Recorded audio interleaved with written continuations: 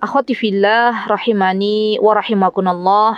Ketahuilah wahai saudariku bahwa sesungguhnya ketika Allah Subhanahu wa taala memberikan kepada kita semuanya kenikmatan untuk bisa memegang agama Islam ini merupakan karunia yang sangat agung. Ini merupakan rizki yang terbesar yang Allah berikan kepada kita hari ini. Dan ketahuilah bahwa sesungguhnya ketika kita dijadikan oleh Allah Subhanahu wa taala sebagai seorang muslimah, maka konsekuensi dari menjadi seorang muslimah itu ya akhwat adalah harus mentaati apa-apa yang Allah dan Rasulnya telah perintahkan. Dan kita tahu bahwa apa-apa yang telah Allah dan Rasulnya perintahkan, saudariku, itu adalah kebaikan untuk kita semuanya. Jadi tidak ada satupun perintah dari Allah dan Rasulnya yang kelak akan membawa keburukan bagi hamba dan umatnya Nabi kita Muhammad SAW. Tidak ada, satupun tidak ada. Semua apa yang Allah dan Rasulnya telah beritahukan kepada kita, baik di dalam Al-Quranul Karim maupun di dalam hadis-hadis Nabi kita Muhammad SAW yang sahih, semuanya adalah untuk kebaikan diri kita. Ya, dan ini harus kita pahami. Mindset ini harus kita miliki sebagai seorang muslimah. Dan tentunya teman-teman, subhanallah, ketika Allah Subhanahu wa taala mensyariatkan dengan sebuah syariat, undang-undang, peraturan syariat Islam, maka pastinya apa yang telah Allah beritahukan, apa yang telah Allah buat itu adalah untuk ketenangan kita sebagai kaum hawa. Ya, ketenangan kita sebagai kaum wanita. Ya, Masya Allah. Dan menjadi suatu hal yang mungkin akan salah kaprah ya di zaman ini, ketika seorang wanita atau kaum hawa dia memiliki sebuah pemikiran merasa bahwa kaum laki-laki itu dijadikan sebagai saingan. Padahal sejatinya teman-teman, Masya Allah, tidaklah Allah Subhanahu wa taala telah menciptakan kaum laki-laki kecuali itu merupakan partner bagi kita semuanya, teman bagi kita semuanya untuk saling melengkapi. Ya, Masya Allah. Jadi bukan dijadikan sebagai saingan. Dan kita tahu teman-teman yang dimuliakan oleh Allah Subhanahu wa taala bahwa sejatinya kaum laki-laki itu di dalam Islam bertanggung jawab sepenuhnya. Lihat, ini bagi kaum laki-laki, mereka itu bertanggung jawab sepenuhnya untuk menafkahi keluarganya. Subhanallah. Dan kewajiban tersebut tidak akan pernah lepas dari pundak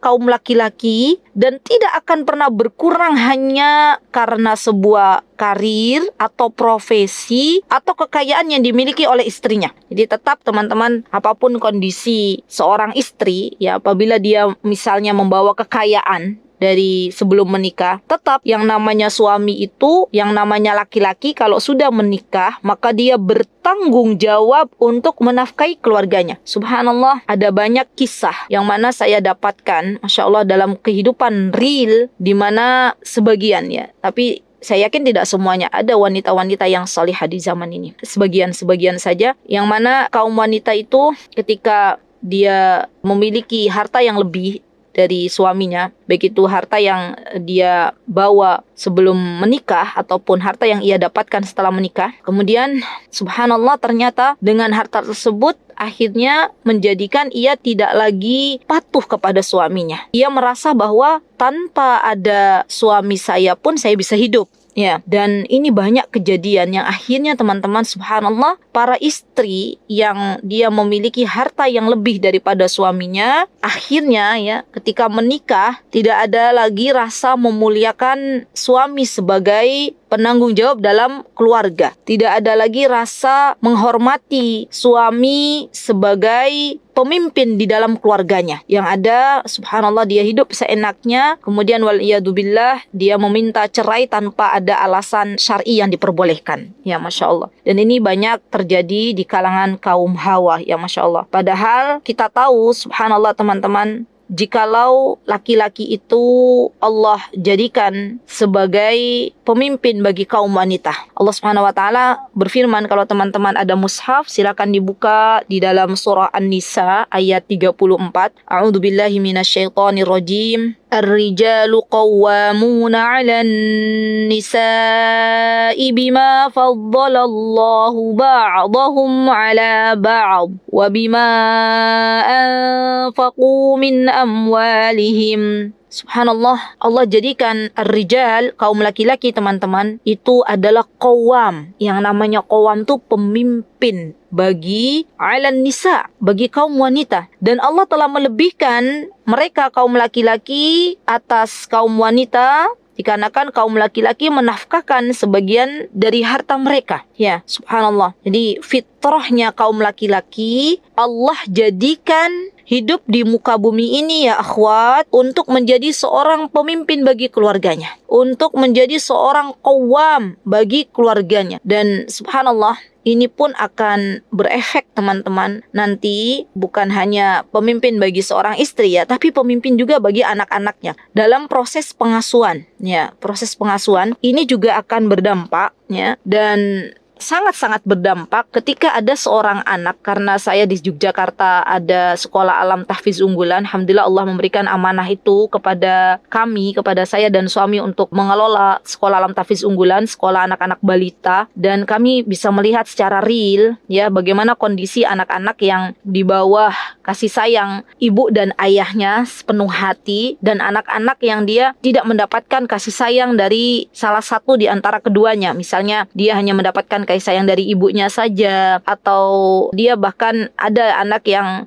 hanya mendapatkan materi saja tapi tidak mendapatkan perhatian yang penuh dari kedua orang tuanya. Itu terlihat jelas dari perilaku, dari karakter anak tersebut. Ya subhanallah, kami para ustadzah yang ada di sekolah alam tahfiz unggulan yang ada di satu bisa langsung paham itu ya, mana anak-anak yang ia adalah anak-anak yang mendapatkan kasih sayang dari kedua orang tuanya, dengan anak-anak yang dia ada orang tuanya, ada ayahnya, tapi seakan-akan yatim. Karena ayahnya sendiri tidak memiliki jiwa kepemimpinan di dalam keluarganya. Istrinya lebih mendominasi untuk memimpin dalam keluarganya. Ya subhanallah, dan itu akan terlihat jelas teman-teman pada diri sang anak. Ya Masya Allah, ini nanti panjang sekali gitu ya ininya. Rutenya itu kalau misalnya sampai kita salah kaprah dalam melihat laki-laki sebagai seorang qawwam, sebagai seorang pemimpin di dalam keluarganya dan juga dalam masyarakat pada umumnya. Baik, nah setelah kita mengetahui bahwa Islam teman-teman telah menetapkan ya hak kepemilikan bagi seorang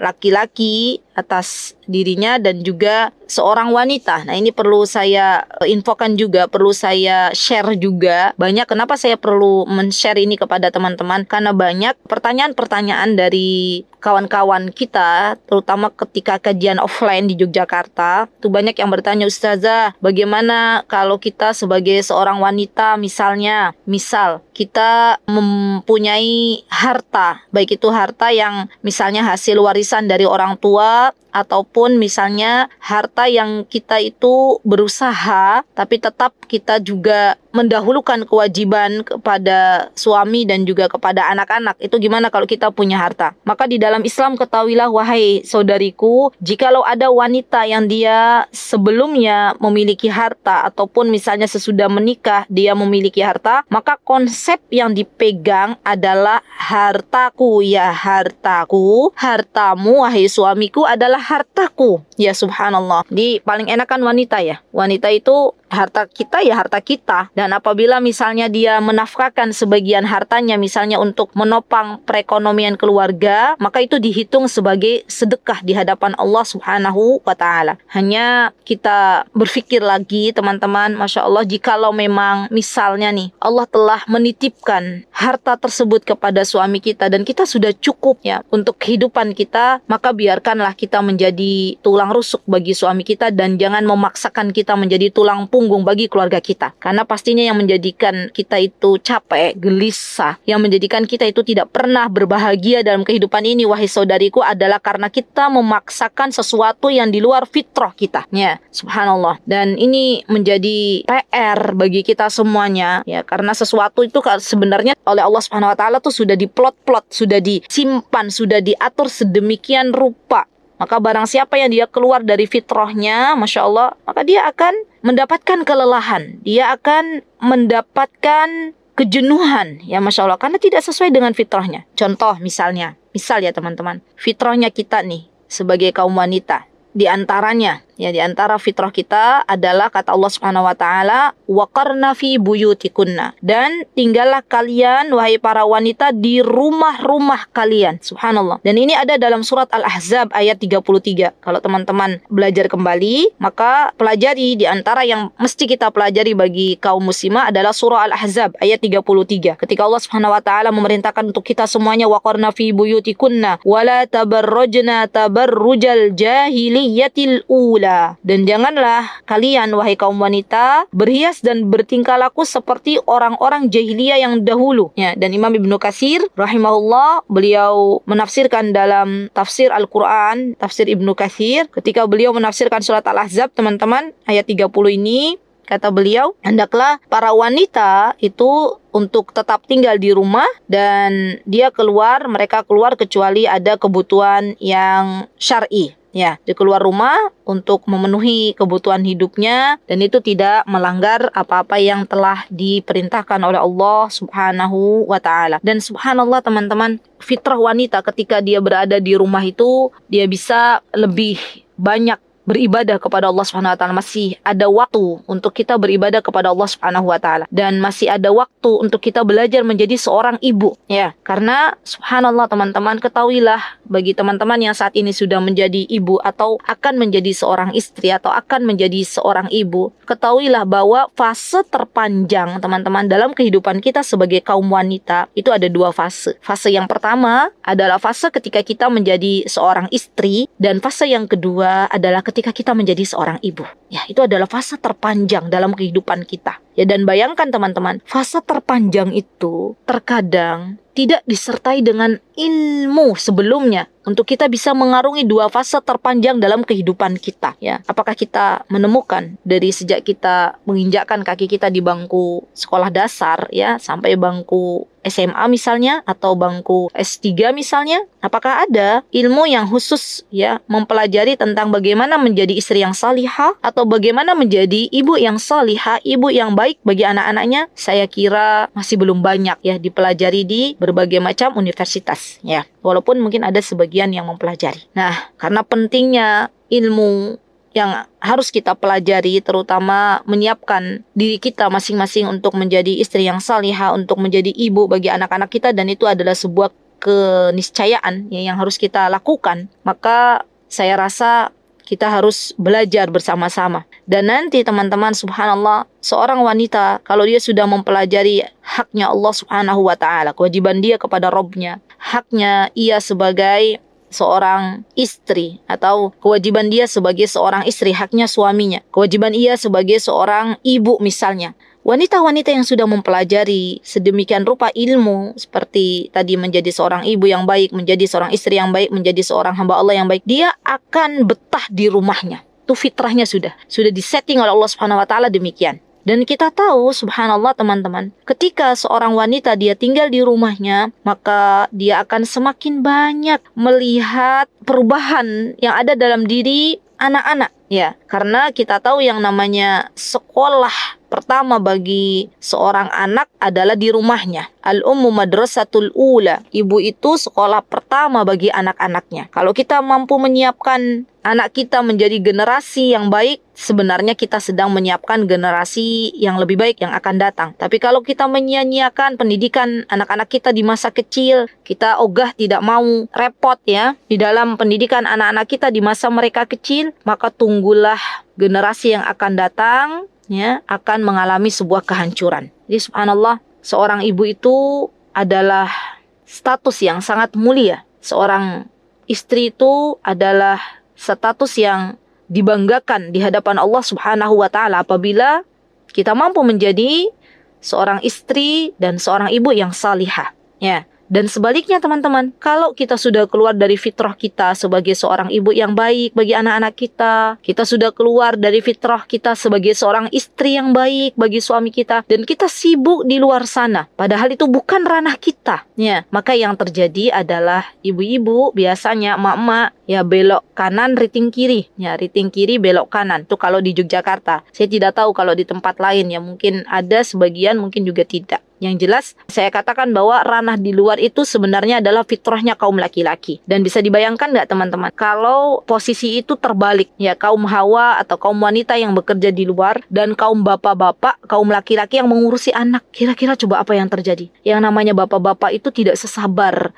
ibu-ibu. Pernah ya suatu hari saya mendapatkan curhatan dari seorang istri kepada saya, cerita bahwa ketika itu ia akan menghadiri sebuah kajian dan menitipkan anaknya kepada suaminya. Ya, kemudian barang 3 jam gitu ya, suaminya mengizinkan waktu itu. Dan sekembalinya beliau dari kajian tersebut sampai rumah, suaminya bilang, "Ya Allah istriku, saya sekarang paham bagaimana repotnya engkau memegang anak-anak," katanya ya. Wah, sepertinya tuh 3 jam itu seperti berhari-hari, kata suaminya. "Ya Allah, sabarnya engkau luar biasa," gitu. "Saya itu nggak sabar," kata suaminya, "kalau harus benar-benar mendampingi anak-anak dengan penuh tantangan yang luar biasa." Ya, Masya Allah. Jadi jangan sampai terbalik ya teman-teman. Karena memang kalau seorang laki-laki itu harus mengurusi anak, itu di luar fitrahnya, pasti akan merasakan yang namanya kejenuhan, pasti akan merasakan sebuah keriuhan gitu ya. Dan itu sudah menjadi sebuah keniscayaan.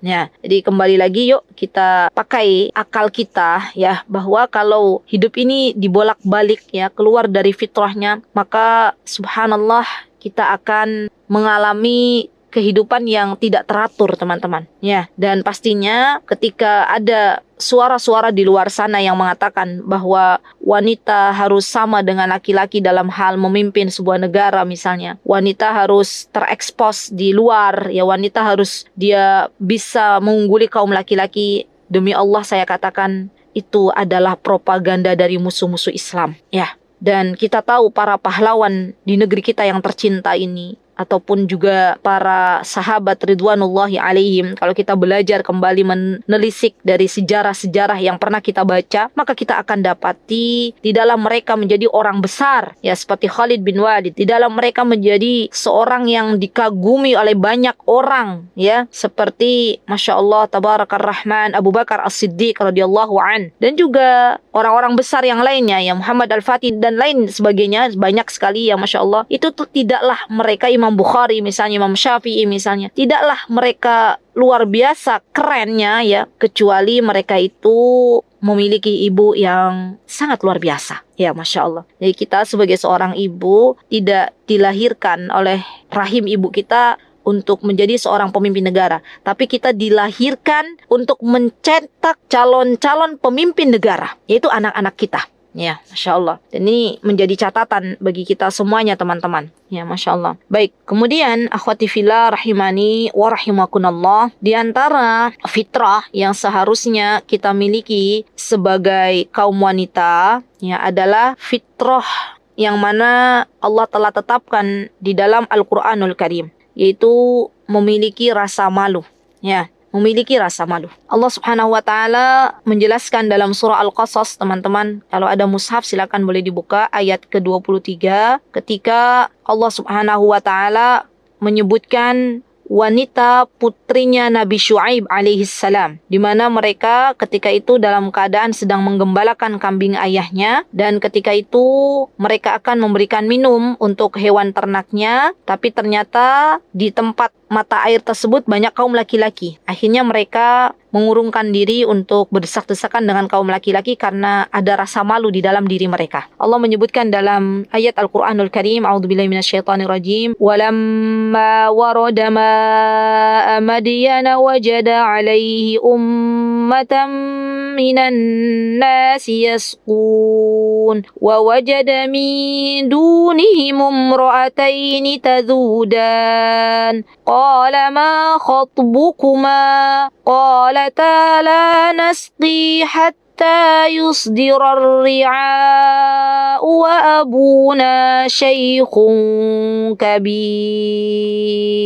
Dan tatkala anaknya Nabi Syuaib alaihissalam sampai di sumber air negeri Madian, dan kemudian mereka menjumpai di sana ada sekumpulan kaum laki-laki yang sedang meminumkan ternaknya, hewannya, dan kemudian ia menjumpai di belakang orang banyak itu ya. Ketika itu teman-teman, Nabi Musa alaihissalam menjumpai ada 2 orang wanita sedang menggembalakan hewan ternaknya. Maka Nabi Musa pun berkata kepada dua orang ini kepada putrinya Nabi Syuaib, apakah engkau ingin meminumkan hewan ternakmu, ya? Dan Masya Allah, Nabi Musa pun menawarkan sebuah jasa untuk bisa meminumkan hewan-hewan ternak dari hewan yang dibawa oleh putrinya Nabi Syuaib alaihissalam. Ya, subhanallah. Subhanallah teman-teman. Dan ini merupakan fitrah yang seharusnya kita miliki sebagai wanita muslimah. Kenapa saya katakan kita tuh harus punya rasa malu? Karena dengan rasa malu ini teman-teman akan menjadikan kita sebagai muslimah untuk tidak bermaksiat kepada Allah Subhanahu wa taala, baik dalam keadaan kita sendiri ataupun terang-terangan, ya. Dan malu kita itu karena Allah Subhanahu wa taala. Saya yakin seorang wanita muslimah yang dia masih lurus fitrahnya itu akan malu apabila ia harus menonjolkan bagian-bagian tubuhnya, ya, ke hadapan kaum laki-laki. Pasti ada rasa malu, ya. Dan saya yakin yang namanya wanita muslimah yang masih lurus fitrahnya sebagai wanita muslimah, dia pun akan merasa risih ketika harus berdua-duaan dengan laki-laki yang bukan mahramnya, ya. Karena kita tahu bahwa Rasulullah SAW melarang kita semuanya untuk berdua-duaan dengan kaum laki-laki yang bukan mahram kita, ya. Apa kata Rasulullah SAW? La yakhluwanna ahadukum bimra'atin fa inna syaitan salisuhuma. Ya, tidaklah seorang laki-laki berdua-duaan dengan seorang wanita yang bukan mahramnya kecuali setan menjadi yang ketiganya. Maka dia malu. Dan subhanallah, kalau misalnya seorang wanita ini dia malu untuk berdua-duaan dengan kaum laki-laki yang bukan mahramnya, teman-teman, ada rasa malu, maka disinilah, ya, lurusnya masyarakat kita, karena tidak terjadi yang namanya perzinahan. Dan kita tahu teman-teman, subhanallah, di antara faktor yang bisa merusak generasi adalah ketika merebaknya perzinahan. Perzinahan itu kalau sudah merebak di mana-mana, maka teman-teman, ya, kita akan mendapati kehidupan masyarakat yang sudah tidak lagi tertata rapi. Subhanallah, saya masih ingat betul teman-teman. Dan ini mohon untuk diingat-ingat ya teman-teman. Saya dulu di tahun ketika kami baru pulang studi dari luar, ya, sampai di Indonesia itu 2010. Kemudian kami ingat betul waktu itu mengajar di sebuah pondok pesantren boarding di Yogyakarta. Dan saya ingat waktu itu saya diamanahi untuk mengajar bagian SMA, ya, anak-anak marhala SMA. Dan waktu itu ada salah satu anak, jadi saya bukan guru BP, saya juga bukan guru yang spesialis mengurusi anak-anak, tapi saya senang mendengarkan curhatan mereka. Jadi mereka itu menganggap saya seperti ibunya, ya, yang namanya juga anak-anak pesantren. Jadi pada waktu itu saya masih ingat betul, waktu istirahat ada seorang anak perempuan, anak SMA, yang dia bilang ke saya, Ustazah, saya pengen ngobrol dengan Ustazah, saya mau bicara sama Ustazah di waktu istirahat, tapi mohon ini hanya 4 mata saja Ustazah, ya, biarkan teman-teman saya keluar untuk istirahat dan saya akan berbicara dengan Ustazah. Baik, saya menyanggupi waktu itu. Dan alhamdulillah tibalah waktu istirahat teman-teman, dan anak itu saya masih ingat, ya, perkataannya bilang ke saya, begini bilangnya, Ustazah, saya kemarin tuh pulang, ya,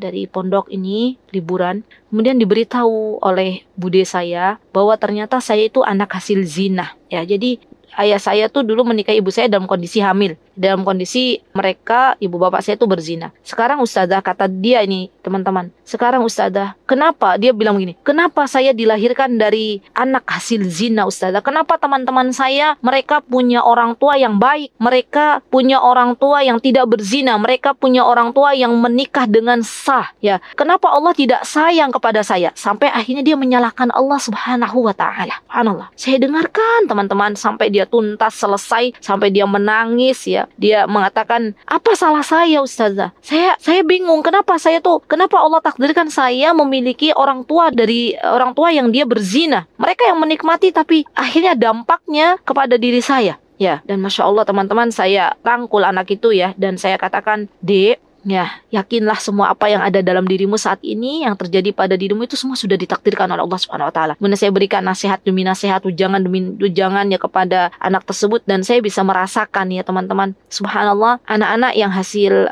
hubungan zina itu pasti merasakan sebuah kesedihan yang sangat luar biasa, apalagi sampai diberitahu bahwa dia adalah hasil zina dari kedua orang tuanya. Ini yang harus kita pikirkan ini baik-baik. Jadi sebelum kita melangkah lebih jauh teman-teman, sebelum kita berdua-duaan dengan laki-laki yang bukan mahram, pikirkan ini baik-baik. Pikirkan ini baik-baik. Subhanallah. Dan ketika seorang wanita keluar rumah teman-teman tanpa ada alasan yang dibenarkan oleh syariat, maka ketahuilah bahwa syaitan itu teman-teman, dia akan menghiasi wanita tersebut dengan keindahan. Ya, Masya Allah. Ya, karena Rasulullah SAW pernah memberitahukan kepada kita bahwa setiap kali wanita keluar dari rumahnya, maka dia akan mendapatkan setan menghiasi dengan sesuatu yang diindah-indahkan. Jadi misalnya wanita itu dia memiliki kulit yang black misalnya, sejatinya black. Tapi ketika dia keluar memakai wangi-wangian, kemudian memoles wajahnya dengan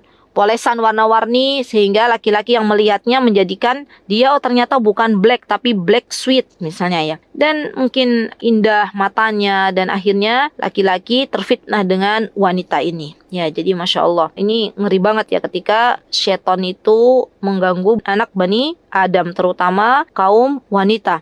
Dan tidaklah Rasulullah SAW mengatakan, ya ma taraktu min ba'di fitnatun adharru minan nisa, tidaklah aku tinggalkan fitnah yang terbesar bagi kaum laki-laki ya sepeninggalku kecuali fitnah wanita. Ya, Masya Allah. Baik, jadi teman-teman, sekali lagi ya, bahwa fitrahnya kita sebagai seorang wanita adalah memiliki rasa malu. Ya, dan itu harus kita miliki. Ya, karena kita sebagai seorang wanita muslimah. Dan bukan berarti teman-teman, ketika kita harus tinggal di rumah, ketika kita memiliki rasa malu, bukan berarti Islam itu menghinakan kita. Bukan, sama sekali bukan. Tapi ya ketahuilah saudariku bahwa ketika kita diperintahkan oleh Allah untuk tinggal di rumah, ketika kita diperintahkan oleh Allah Subhanahu wa taala untuk memiliki rasa malu, sesungguhnya Allah sedang memuliakan kita. Dan bukankah Islam datang ya dibawa oleh Rasulullah SAW itu sejatinya untuk memuliakan kaum wanita itu sendiri. Kita tahu di masa jahiliyah dulu kala teman-teman, wanita ya itu dijadikan sebagai bahan warisan. Bahkan kalau ada seorang ibu mau melahirkan anaknya, maka seorang bapak dia sudah menyiapkan liang lahat ya. Kalau istrinya tersebut melahirkan bayi laki-laki, maka ayah tersebut mengangkat bayi tersebut ke atas dan mengatakan bahwa saya senang memiliki bayi laki-laki ini, dibangga-banggakannya. Tapi kalau yang dilahirkan oleh istrinya adalah bayi perempuan, maka bersiap-siaplah bayi perempuan yang tidak memiliki dosa itu dikubur hidup-hidupnya. Jadi itu dulu sebelum Islam datang. Kemudian Islam datang untuk memuliakan kita sebagai kaum wanita. Dan yakinlah teman-teman, kalau kita itu sebagai seorang wanita muslimah mentaati apa-apa yang telah Allah tetapkan, maka subhanallah laki-laki pun akan segan kepada kita sebagai seorang wanita muslimah. Saya masih ingat betul kejadian di mana kami tahun 2004 yaitu kami berangkat ke sebuah negeri, yaitu negeri Yaman, di mana di sana tuh terkenal sekali teman-teman, wanita-wanitanya punya rasa malu yang sangat luar biasa, wanita-wanita muslimahnya ya. Mereka itu fitrahnya ya, kalau keluar rumah mereka menutup dengan hijab yang telah Allah Subhanahu wa taala perintahkan. Kemudian mereka pun tidak mau yang namanya berdesak-desakan dengan kaum laki-laki. Subhanallah, apa yang terjadi? Dan itu saya lihat real dengan mata kepala saya sendiri teman-teman. Subhanallah, waktu itu saya ingat dari bandara ketika tahun 2004 kami turun dari pesawat itu dalam kondisi cuaca -3 derajat Celcius ya. Dan ketika itu kami menaiki sebuah mobil yang akan membawa kami ke sebuah tempat hotel waktu itu di ibu kota Yaman, di Sana'a. Dan saya melihat, Masya Allah ya, di mobil tersebut tuh teman-teman ada laki-laki di daerah Sana'a itu yang sudah duduk satu orang di bangku, jadi duanya itu kosong, bangku 3, satu ada laki-laki. Dan ketika itu di depan mobil yang kami tumpang itu ada 2 wanita yang akan memasuki mobil tersebut. Apa yang dilakukan teman-teman? Laki-laki ini spontan ya, tanpa ada yang menyuruh.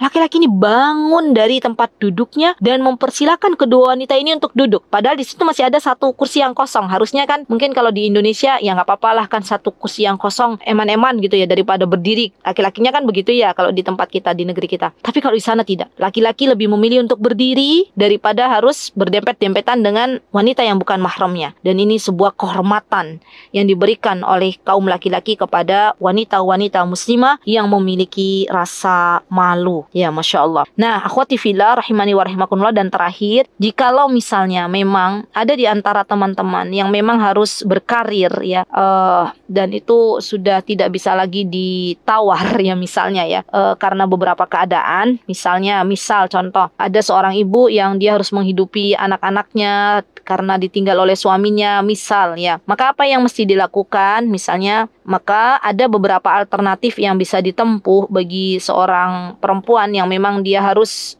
berkarir karena sebuah kebutuhan yang sangat-sangat mendesaknya, dan itu bisa dilakukan di dalam rumahnya. Ya, misalnya menjadi seorang dokter perempuan misalnya. Ya, baik itu misalnya dokter spesialis, misalnya dokter spesialis kandungan atau seorang bidan yang akan membantu para wanita melahirkan. Ya, ini penting juga nih, kita harus punya para kaum wanita yang ahli di bidangnya, ya Masya Allah. Atau misalnya seorang konsultan gizi, misalnya, ini juga penting. Ya, dia bisa membuka kelas bagi kawan-kawan wanitanya, dia bisa membuka kelas bagi para bunda agar mengetahui lebih dalam lagi bagaimana gizi yang seharusnya diketahui bagi para bunda untuk menyiapkan yang terbaik bagi buah hatinya misalnya. Atau misalnya dia bisa berkarir menjadi seorang penulis misalnya, ini juga bisa. Ya, wanita bisa berkarir menjadi seorang penulis, dan ini bisa dilakukan di dalam rumah, tidak mesti keluar rumah. Ya, Masya Allah. Atau misalnya wanita dia berkarir sebagai seorang, kalau di Yogyakarta itu misalnya seorang salon tapi khusus untuk kaum wanita.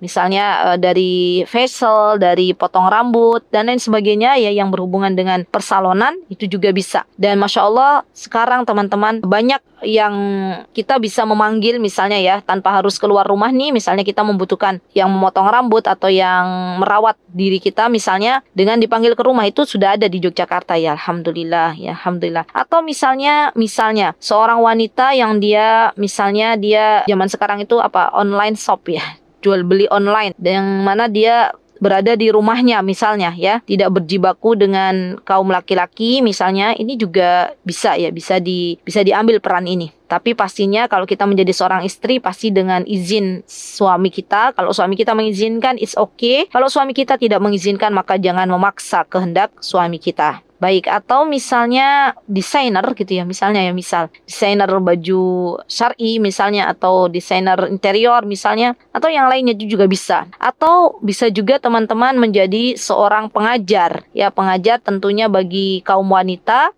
atau misalnya bagi anak-anak usia dini. Ya, ini juga penting banget. Ya, boleh teman-teman ambil peran itu. Dan misalnya lagi bergelut di bidang tata boga misalnya, ini juga penting nih teman-teman. Dan dia nanti akan meneruskan ilmu ini untuk para istri atau para ibu agar bisa menyiapkan bekal yang terbaik untuk suaminya misalnya. Ini boleh ya. Jadi dia berkecambung di dunia perwanitaan. Nah, jadi kalau kita misalnya pengen memberikan sebuah manfaat yang banyak bagi teman-teman kita para wanita, maka ambillah peran di mana di situ adalah dunianya kaum wanita. Ya, jadi boleh, silahkan. Yang penting tidak melupakan kewajiban kita sebagai hamba Allah, juga tidak melupakan kewajiban kita sebagai seorang istri atau seorang anak bagi kedua orang tua kita. Wallahu ta'ala a'lam bissawab. Itu yang bisa saya sampaikan teman-teman dalam kesempatan yang berbahagia ini. Kurang lebihnya mohon maaf yang sebesar-besarnya. Aqulu qouli hadza wa astaghfirullah li wa lakum wa akhiru da'wana alhamdulillahi rabbil alamin. Wassalamualaikum warahmatullahi wabarakatuh.